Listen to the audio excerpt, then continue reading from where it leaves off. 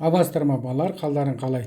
Балар, мынандай бір есеп қарастырайық. Синктің бетінен ұшып шыққан электрондардың максимал жылдамдығы 1000 км/сек болса, фотоэффект туғызатын фотондар энергиясының қандай бөлігі шығу жұмысына шығындалады? Синк үшін фотоэффекттің қызыл шекарасы 290 нанометр толқын ұзындығына сәйкес дейді. Енді осы пайдаластыру коэффициентінің формуласын жазайық. Eta тең болады, яғни А шығу жұмысы бөлінген түскен сәуле энергиясына бөледі екенбіз. Көбейту 100%. Өйткені қанша бөлігі жұмсалды деп тұр ғой, толық энергияны. Өйткені түскен сәуле бізде толық энергия болады. Сонымен толық энергияның формуласын жазайық. Ол үшін Эйнштейн теңдеуін жазамыз. Яғни А шығу жұмысы плюс ЕК максимум осы жерде болады. Максимум. Бұл екінші теңдеу. Енді ЕК максимумды ашып жіберейік балар.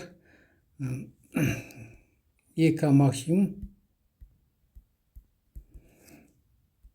М электрон В максимум квадрат бөлінген 2. 3. Шығу жұмысы А шығу жұмысы H көбейтілген С бөлінген лямбда максимум. Осы толқын ұзындығынан бастап фотоэффекті құбылысы байқалады.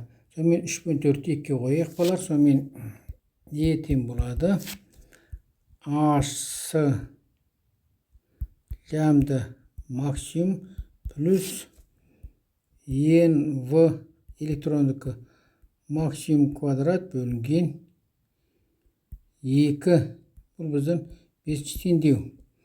Енді 5-ті бірге қояйық балар. Шығу жұмысын ескере отырып 5-ті бірге қояйық деп жазып қояйық балар. 5-ші теңдеуді бірге қоямыз. Сонымен Eta тең болады А шығу жұмысы бөлінген, алдымен жалпы түрде жазып алайық. А шығу жұмысы плюс М электрон В квадрат бөлінген 2. Сіздерге түсінікті болсын, көбейту 100%. Енді ары қарата ашып жазайық балар. H бөлінген лямбда көбейту 100%. Жақшаның ішінде H лямбда максимум, мына жерде максимум болады. Бөлінген лямбда максимум плюс М электрондікі В максимум квадрат бөлінген 2. Міне осындай формуламыз шықты балар. Енді осыны біраз ықшамдап алсақ болды. Бұл 6-ші теңдеу болды. Ары қарата біраз ортақ бөлімге келтіріп, бөлшектің алымын өзін әзірше жазып тұрайық. Ешқандай өзгеріс жоқ. H көбейтілген С көбейту 100% бөлінген лямбда. Енді жақсан үшін біраз ортақ бөлімге келтіріп жіберейік ықшамдап. Сонда бізде лямбда нардан максимум деп жазып қояйық. Үлкен қызыл шекарада, қызыл шекарасы қой балар, лямбда максимум. Сонымен 2 лямбда максимум. Сонда бізде қалады 2 H көбейтілген С плюс М электрон В максимум квадрат. Ортақ бөліме көбейту лямбда максимум осы жерге түседі. Лямбда максимум. Ортақ бөлім келтіргенде балар мынаған 2 болады, мына жерге лямбда болады ғой. Лямбда максимум мәні келеді.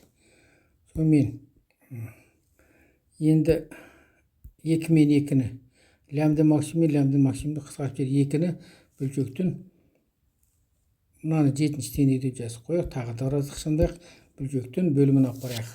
Бөлімін апарып, сонда пайдаластыру коэффициенті формуласын тұқыламмен қорытып шығардық деген сөз. Сонда 2H көбейтілген С көбейтілген 100% бөлінген, жақшаның ішінде 2H көбейтілген С плюс М, нәрді плюс балар.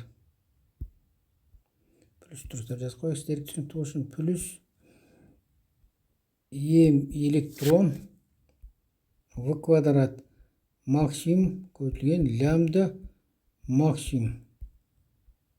Бұл біздің 8-ші теңдеу болды. 8-ші теңдеу болды. Енді орнына қойып есептеу ғана қалды. Орнына қойып есептейік балар. Сонымен Eta тең болады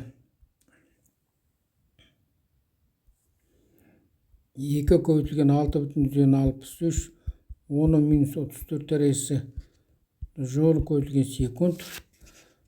3 көбейтілген 10-8 дәрежесі метр бөлінген секунд. Көбейтілген 10-2 дәрежесі пайыз. Жақшаның ішінде 2 көбейтілген 6,63 10 минус 34 дәрежесі жол көбейтілген секунд. 3 көбейтілген 10-8 дәрежесі метр бөлінген секунд. Қосу 9,1 10 минус 31 дәрежесі килограмм. Квадрат 10-6 дәрежесі 10-12 дәрежесі бірден жазып қойғайсыз, симейді балар. 10-12 дәрежесі метр квадрат секунд квадрат. Көбейту 2,9 10 минус 7 дәрежесі метр. Міне зорға сиді, тең болады. Енді бірлігін шығарып алайық балар. Жерде секунд пен секунд қысарда үстінде жол бөлінген метр қалды. Сонда астында да жол бөлінген метр қалу керек қой, балар. Килограмм метр квадрат секунд жолды береді, жол көтірген метр, сонда бәрі қысқарды да пайыз ғана қалды. Сонда бізде өте жақсы болды, балар. Бірлігі шықты. Бәрі қысқарды, бірлігі пайыз ғана қалды. Пайыз ғана қалды. Енді арғарты есептеп жерейік, балар. Арғарты есептегенде бұл таза калькулятордың жұмысы қалды, балар. Етті тең болады. Етті тең болады. Үсті 39,175 10-2 дәрежесі пайыз бөлінген. Сіздер өздеріңіз асықпай есептеп аласыздар. 39,175 қосу 26,139 тең болады. 39,175 көбейтілген 10-2 дәрежесі пайыз бөлінген 66,14 тең болады. 60 пайыз шықты. Етті. Сонда түскен сәуленің энергиясының 60 пайызы электронды шығаруға жұмсайды екен. Жауабы 60 пайызы ғани. Осымен сабағымыз аяқталды. Қош сау болыңыздар.